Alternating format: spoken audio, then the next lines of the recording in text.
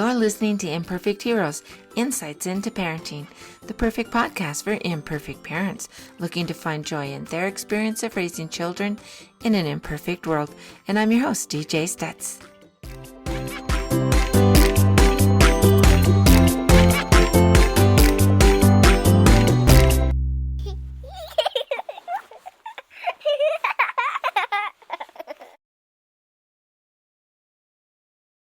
Hey everyone, my heroes and heroines. I really enjoy having your company today as we work together to make our children's lives richer and productive and full of love and kindness.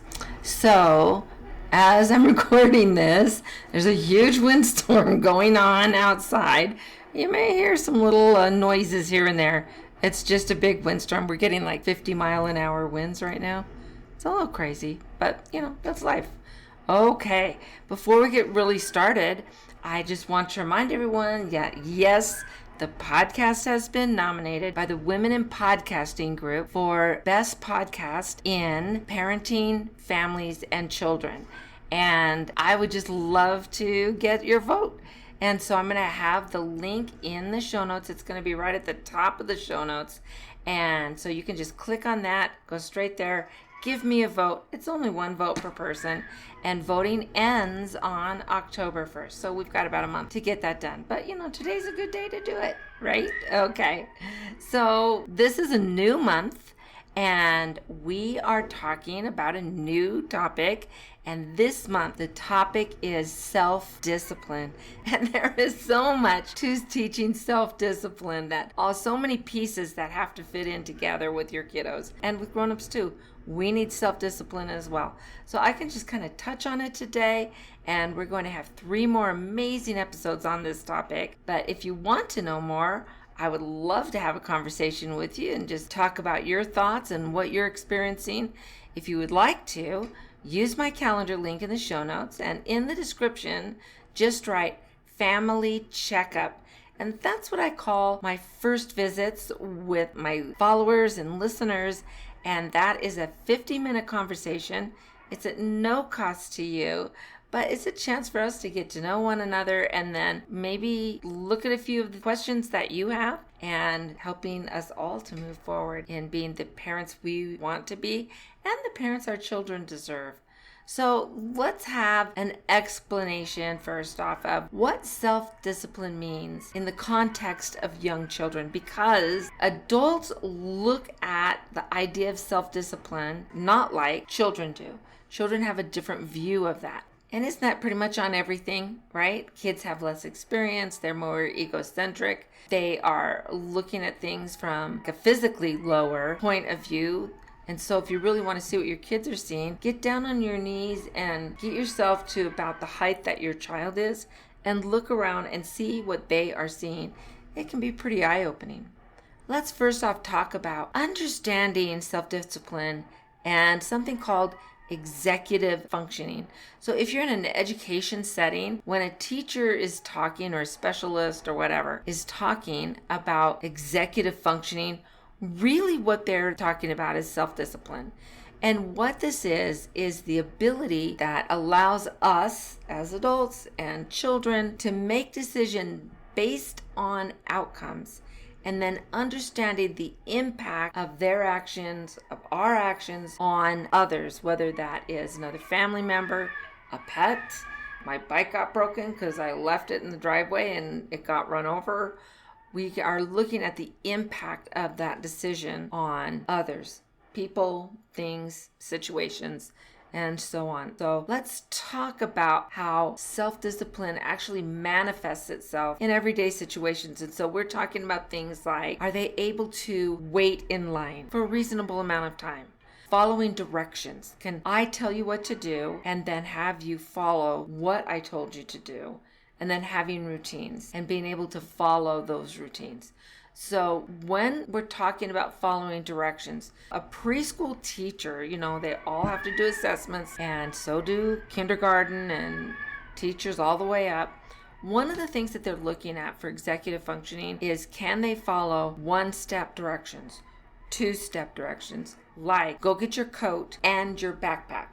Or are they at a point where you have to say, go get your coat, go get your backpack. And we separate that out. And then by the time they're in kindergarten, at least by the end of kindergarten for sure, they should be able to follow 3 and 4 step directions. That's all part of that executive functioning piece that we are talking about. And that's one of the things that you can do as a parent as you're trying to gauge where your child is in ability. Are they able to move forward with these things? And be aware too that sometimes our kiddos will say, I don't know, I can't do it, because they're so used to you as the parent or the teacher swooping in and doing it for them then. All they have to do is say, oh, I can't. And the reality is they just don't want to. Or they just like maybe being with you. And so they're using that as an excuse to have further interactions with you. But you want to get to a point where you're going to say, oh yeah, you got this. You know what to do. And maybe you have to step back and do just a 1-step direction and go back and give them the confidence to do that. And then say, okay, I'm going to give you 2 things to do. Can you do 2 things? Can you remember all by yourself? And you're living it up and you're acting excited that, oh, you're about ready to move on and do some more grown-up things. And that's going to really help them to understand what it is that they're supposed to do and understand that as I get older, I am going to be able to do more. Okay, so one of the things that you really want to do as you're working on self-discipline is highlight the positive outcomes of self-discipline. So they got their coat all by themselves. Oh my gosh, that tells me you're getting to be such a big boy or a big girl. You are growing up, and isn't it a fun thing to do? Oh, you don't need me. And so now you're highlighting that. Or, wow, you got your teeth brushed on time. I didn't even have to help you. And look at this. Your teeth are all nice and clean. And now we might have time for an extra story at bedtime because you got it done so quickly. And so we're building up those positive outcomes of self-discipline. You know, there are negative outcomes when they don't show self-discipline and they're very impulsive. They reach out and they pull the dog's hair. They don't know why they did it. They just did it. It was there. And so asking them, why did you do that? And it's useless because they don't have the answer for you. They don't know. And so when they say, I don't know, most often that's the correct answer for them. They really don't know why they do some of these silly things. It was just an impulse. And so now we can say, oh, look, now the doggy's hurt, your sister's hurt, or the toy is broken, or your friend wanted to go home because you were being mean. You didn't want to share any of your toys. You chose not to play with them. And so now they're going to go home. But I'll bet you next time you're going to do better. So we always end with a positive moving forward with trust that they are going to do better as they grow, as they get older. All of these things are so important and so fun. So as they do that and they have opportunities to now succeed in doing something by themselves, their self-confidence is going to increase quite a bit. And they're going to feel safer, I guess, in wanting to try new things. So a few months ago, we were talking about taking risks. And we talked about physical risks, but we also talked about social and emotional risks. Because it's a risk when you love somebody. It's a risk to go up to someone if you're new in class or whatever and say, can I play with you? Or to say, yeah, come play with me, to that child that's being left out and they notice he's sitting by himself and no one's playing with him. Come play with me. Those are risks as well. It's also connected to self-discipline and to being willing to try those new things. And so that's kind of a fun added bonus as our kids become more disciplined and able to do that. They are also, as they become more self-disciplined, they grow in their executive functioning skills, they're going to have improved problem-solving skills. And we talked about that even when we were talking about kindness, how that helps us with problem-solving skills. Again, risk-taking, when we talked about perseverance back in, when was it, June? And persevering and continuing to try. That's also connected to self-discipline and being willing to keep going.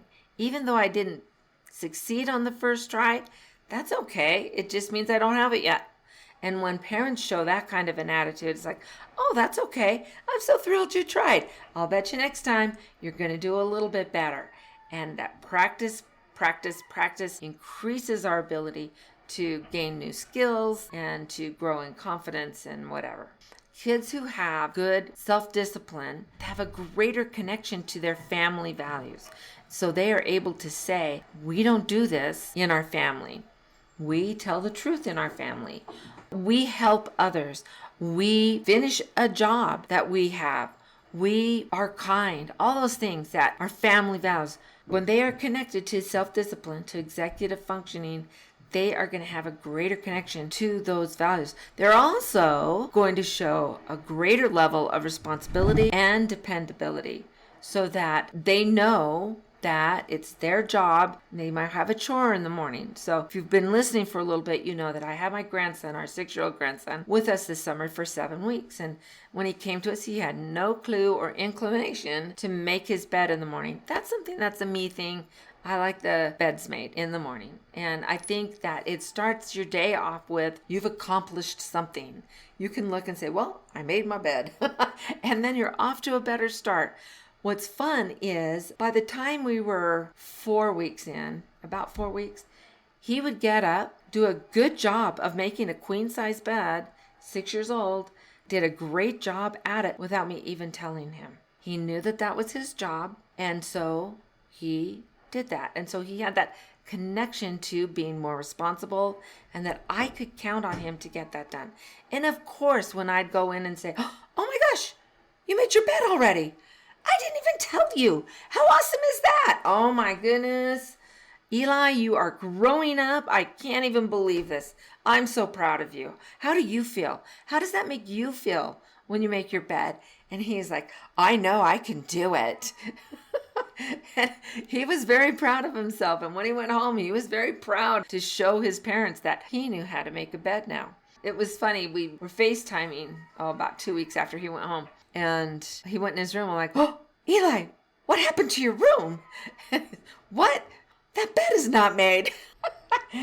He said, oh, I forgot. And so he's FaceTiming me while he's making the bed and he's showing me all of the steps that we had taught him. And he felt very proud that he could do it. He goes, my mom's going to be so surprised when she comes in and sees that I made my bed. And he was just very proud of himself that he could do that. So we want to be sure that we're noticing and we're recognizing that they are being, and we want to use these words, that means you are being responsible. I can count on you to do the right thing, even when I am not there to tell you to do it. You're being dependable. We're using those kinds of words with them. And then kids who have greater self-discipline, self-control, they also have better social success. And they have a lower level of getting into trouble. Every kid's going to get in trouble at some point in their life. That's okay. It just happens. I remember teaching, oh gosh, this was probably 7-8 years ago. And I had this little girl in my class who was a super angel, super smart, dreadfully adorable, an engaging personality. And she was so kind to just everyone. And she would notice if someone was sitting by themselves and say, come sit by me. Are you having a hard time? I'll help you. And so she would help them with an assignment in class. And she was just great. Well, one day, she just had a bad day. And pulled off something that I wasn't big upset, but it was something that I needed to talk to mom about. And so when mom came to pick her up, I'm like, okay, I got a story to tell you. And she's like, oh, really? And I told her what happened. And she said, actually, I'm kind of happy. I knew this day would come. Now we've got it over with. I can talk. And mom had such a great attitude about it as well. You know, it wasn't, oh, I'll get right on her or whatever. She was like, yeah, she's just been so easy. She's so easy at home too. And so we'll talk to her and stuff and let her know it's not the end of the world, but we know that she's capable of more. And I said, that's great. And that was the only day that entire school year that I had an issue with this little girl. So much fun, just so adorable. But when they have that ability to look down the road and say, oh, if I do this, this might happen. Whereas I could get into trouble, or someone could get hurt, or my friend is struggling and they might not get the good grade, or they might feel bad about themselves or whatever. So I'm going to go help them because I know how to do this. It's an interesting thing that happens when they have that. They're able to see that and see how that decision is going to play down the road. Now, when they're little, it may be in the next minute. What's going to happen in the next minute? Well, mom might get mad at me. Okay. Well, even that's the beginning of executive functioning. But as they get older and they start realizing that years down the road, this decision might come back to haunt them. Even when they're teenagers, I always say it's so hard because life-changing decisions that they make, one stupid decision can really close a bunch of doors, set you on a different path, or put you on a place where you've got to be super determined to turn things around to make it go. And so teenagers are not known for not being impulsive. They have a little bit of that going on.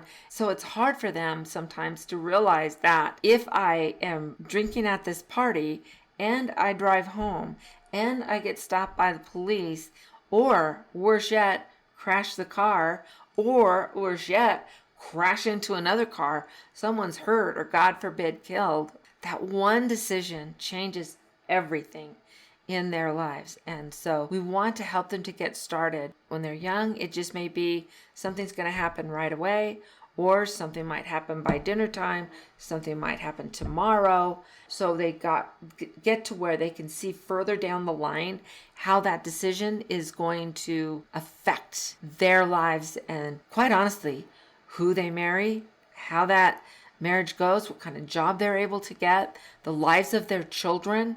I just had this conversation with my grandson who's just heading off to college this year, and how important his decisions are that he's going to be making while he's there. So what we want to do is really discuss with our kids how these benefits contribute to their lives.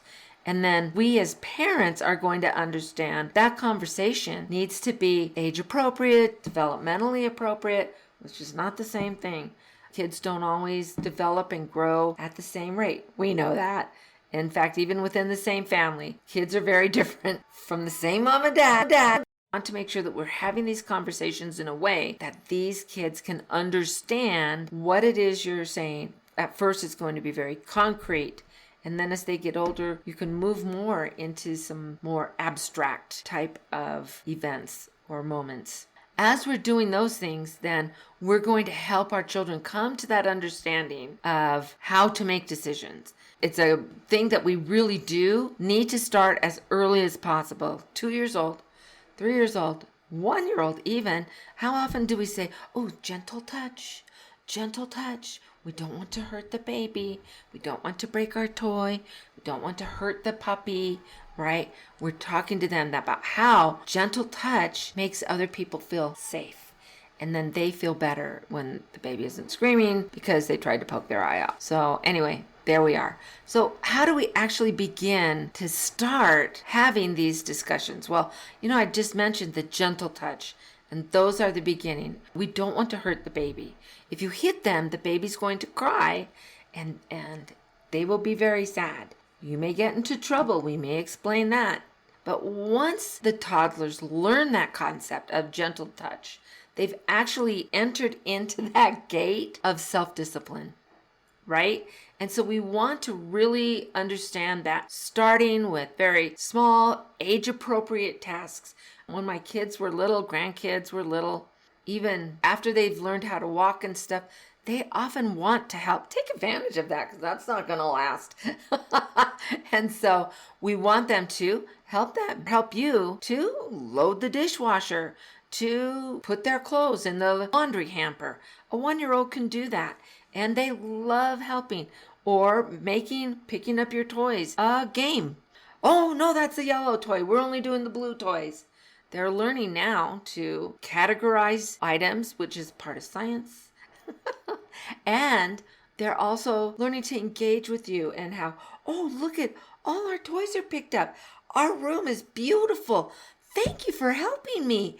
And they will love doing that. So we want to start with these very small, age-appropriate tasks and then move forward as they grow.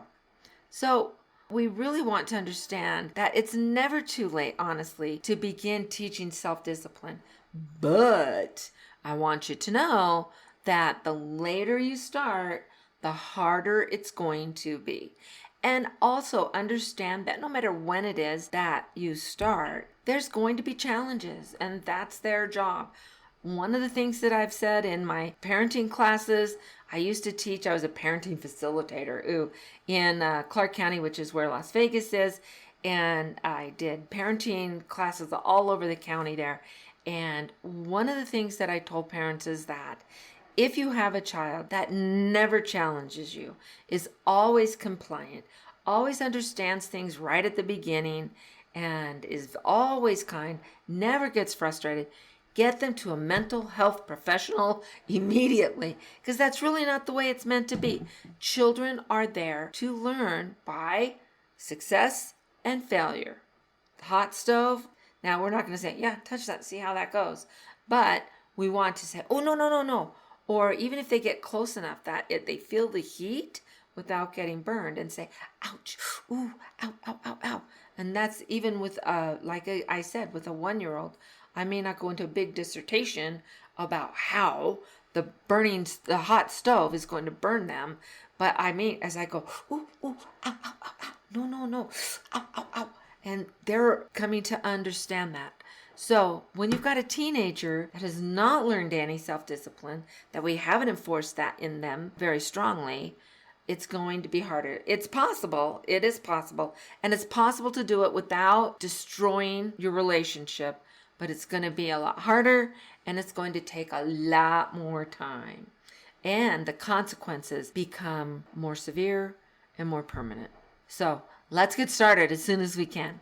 All right. When we're teaching them, I talked about soft touch. How do we teach that to our little guys? Well, the reality is we put our hand on top of their hand, and we help them pet the puppy.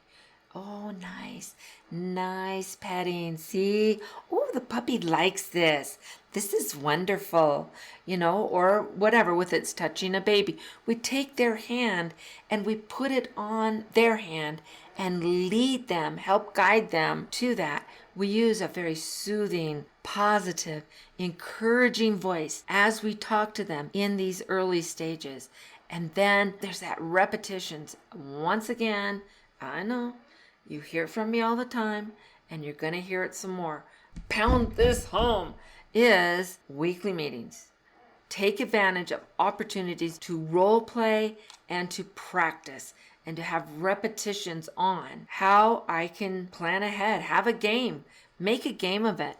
So a 4-year-old, you might have a game where it's kind of like memory. You know how you turn over the cards and they match? You can do that with an action and then a result. And so you might have hitting my brother, right? Well, what's the result of that? My brother's mad at me. My mom is mad at me. Everyone's unhappy. And so then you can also take a chance to maybe play a game where you can pull up a card and say, this is something that you can do. When would you do this? When would you trade toys? You have a toy and you're giving it to a friend, and they're going to give you a toy that they have. You're trading. When would that work for you? You can have those kinds of games and conversations and make it kind of fun and engaging. Please make sure that it's a time when people aren't hot and angry and whatever, and set a specific time. Same time every week, whether it's in the morning on a Wednesday morning or Saturday afternoon, whatever it is, make it a set time so that they know I can't go do this at this time because that's when we have our family meetings. And come up with a fun name that works for your family. Family meeting. That sounds horrific. So make it something fun. All right. Another thing that you're going to need to do to help your child as they are building the self-discipline skills is to teach them how important it is to be able to wait. That is a foundational skill that your child is going to need, and they need to be able to have that as they enter kindergarten at the very latest. So how do you practice waiting? Well, you can do things like as you are waiting in line to check out at the grocery store, and come up with some things about how to wait and engage yourself. So you're looking for, I see something blue. Oh, look at that lady. She's buying whatever it is that's in her cart. I wonder what she's going to do with those. What do you think she's going to do with those? Or just noticing different things, but finding a way to engage themselves so that they can wait longer. We can do things like counting. Ooh, I wonder how long before it's our turn. Shall we count? Yes. And so, they'll count. And when they're really little, they get to 10. Oh, it's 10. We're not there yet. Do you want to count again? Finding some different things. When you can set a timer, if you're at home or in the car or whatever, setting a timer is great. I love timers. Timers are fabulous. Use them in my classroom all the time. And there's singing a waiting song. I'm going to give you one right now. Apologize for my singing voice. Please don't hold it against me. But this is a song that I have used with my students. Is this. I am waiting patiently, patiently, patiently. I am waiting patiently for my sister or my mommy or my dinner or my bath time. Whatever it is that they're waiting for, you're going to add that in at the end. It really helped out with me as we were waiting. Some of our kids would get their coats on and be ready to go outside quickly, while other children were taking more time. They just didn't move as quickly as some other kids or whatever. And so my kids knew, even without me telling them, before very long, they would just start singing that waiting song for my friend, for my teacher. And then we could all be done. And we would sometimes see, how many times are we going to sing that song before everyone is ready? Then it became a race. And they loved it when they could get everyone set and ready to go in like 2 rounds, 1 round, and then they would be very proud of themselves. And so there are a lot of strategies that you can do to help your kids wait. Another thing too is if you're out doing a bunch of errands in the afternoon or in the morning, doesn't matter, and you can have a list of these are the things we need to do. And so then you guys can we went and picked up stuff at the cleaners. We'll cross that off. What else do we need to do? Oh, we need to go get some groceries. Do you have our grocery list? Because walking in a grocery store is a matter of waiting from a child's point of view. So when they have something to do and they're crossing off the list, they're being involved or whatever, then they are able to wait better. They're able to see, only 2 more things and then we're done.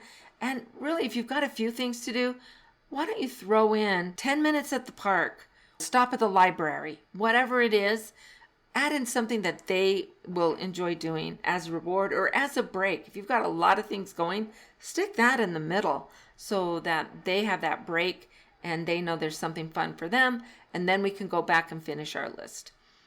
That's another way of teaching them how to wait.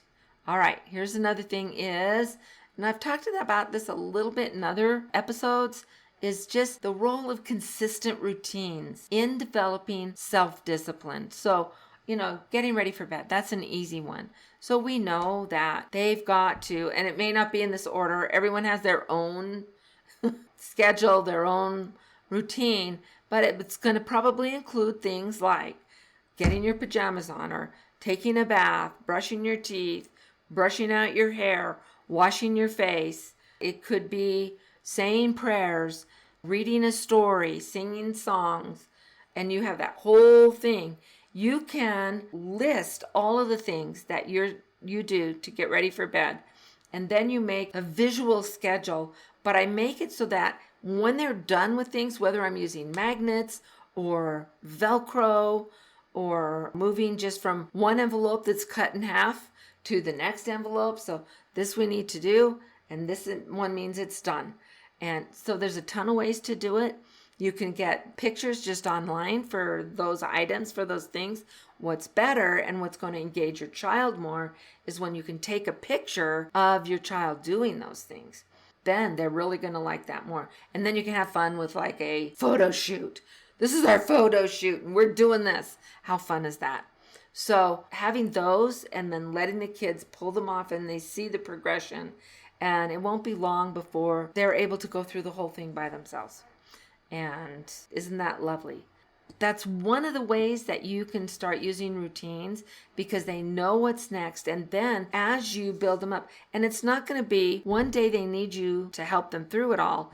Okay, I showed you. We did it all last week. I know you can do it by yourself. I would not do that unless they're older. But when they're little, I would say, oh, what's the first thing you need to do? Brush my teeth. All right. So can you do that, or do you need me to help you? I can do it. All right, you go do the brushing your teeth. Let me know when you're done. So then maybe in another day or two, you're going to let them do the first two things that are on your routine. That way they're gradually building up an understanding of what to do, what order, whatever.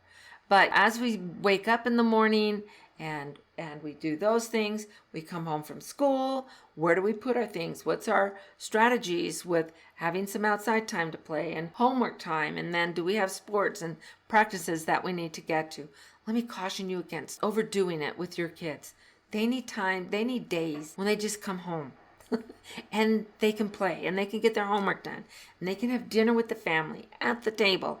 All of those things are really important. But it's fun for them to have. If they're out maybe 2 nights a week, that's fine. All right. And then, here's a big one, is modeling our own self-discipline. What are our children seeing about self-discipline when they watch you? How do you behave because you were tired or because I was angry? And we use that as an excuse. Oh, I shouldn't have said that, but I was angry. So then we've just given our children permission when they're angry to behave in negative ways. So we don't want to show them that this is how we behave. How many times have I heard parents say, well, that's a grown-up word. Kids can't say that. To me, a bad word is a bad word. And I don't care who's saying it. So if you don't want your kids to say it, watch yourself. And really set this attitude that, and an understanding that my kids are watching me every minute and you're on. Whether you're tired, whether you're not feeling well, whether you've had a bad day, whether you're hungry, whatever it is, you're in a rush. Sometimes we use that as an excuse for our own poor behavior. But just remember, they're watching and they're learning. They're pretty amazing. All right. And then we want to make sure that we are offering choices to our kids. And offering choices help them practice decision making. And so you can say, well, here's this choice that you can do. And this is what will happen with this choice. Here's another choice that you can do. And this is what will happen with this choice. One of my favorite phrases is, I'm okay either way. So make sure that the choices that you're giving them and the consequences that you're going to have to deal with, because very often those consequences are inconvenient to us. That's why my mom said she would never ground us, because it made her miserable. Why would I do that to myself? I remember her saying that. But making sure that we can follow through on whatever consequences. And two, it's like, well, you can sit here and cry for as long as you need to. That's fine. Or we can go ahead, get this done. And then once homework is done, we can do A, B, or C. But if you want to sit here and cry for a half an hour, that's fine. I don't care. I'm fine either way. They're going to start backing off because they're not getting the reaction that they're looking for. But we want to reinforce that self-discipline through our example. And then be sure to stay just positive. Use praise and rewards and just encourage them. Now, I'm not saying money, although maybe it's appropriate to give them $1 for going out and doing some really good yard work or whatever. For my grandson this year, it was getting the crickets out of our garden, tossing them off into the prairie. But if he could do that, then that was it. Before, I've used picking the yellow flowers off of dandelions, because if you pick those yellow flowers off and they don't turn into the blow things, they won't spread. So I had a bounty out on dandelions. There are times when you may want to use money, but there are other things that you can use too. Time with mom, an extra story, 5 minutes on the screen. I don't know, whatever it is that you're going to do. But you really want to balance your reinforcement with that natural development of self-discipline to where they will just do it. And they don't need a reward to do it. They just know that this is my job. This is what I need to do. So let's just make sure that we want to start implementing these strategies first off at the youngest age that we can, which would probably be today. Your kids are never going to get younger. And then starting just in small steps and making sure that they're developmentally appropriate. I'd love to hear how this is working for you. And so you can leave a message on Instagram and Facebook. It's Imperfect Heroes, and you can find me there, Imperfect Heroes Podcast. And then I'm also on LinkedIn with DJ Stutz. And we would love to hear how you are teaching self-discipline to your kiddos and share some of that. And next week, I have one of my very favorite guests. He is amazing, Jeff Nelligan. He's been on talk shows. He's got books out. He's been written up in several parenting magazines. And we are talking more about developing self-discipline with our kids. And he's got some really interesting angles for us that I really hadn't even thought of at first. And so it was amazing. It's a great conversation. So remember to vote. The link is in the show notes. And if you want to get a hold, the links for the website. If you want to book a 50-minute family checkup call with me, that's in the show notes as well. And so till next time, let's find joy in parenting. See you guys. Thank you so much for sticking around to the end of today's episode of Imperfect Heroes. Parenting is truly one of the most rewarding journeys we can take. But let's face it, it can be incredibly challenging, and sometimes we make it harder on ourselves than it needs to be. The good news is that with a little bit of work up front, there are practical steps you can take to bring more peace and joy into your family life. I am passionate to share these strategies and insights with you. If you're ready to step on the path to joyful, effective parenting, I invite you to schedule a family checkup. Just click on the calendar link in the show notes below, schedule a time that works perfectly for you, and let's work together to create a more harmonious and happy environment. And remember, every small step that you take today makes a big difference. So thank you again for joining us, and until next time, let's find joy in parenting.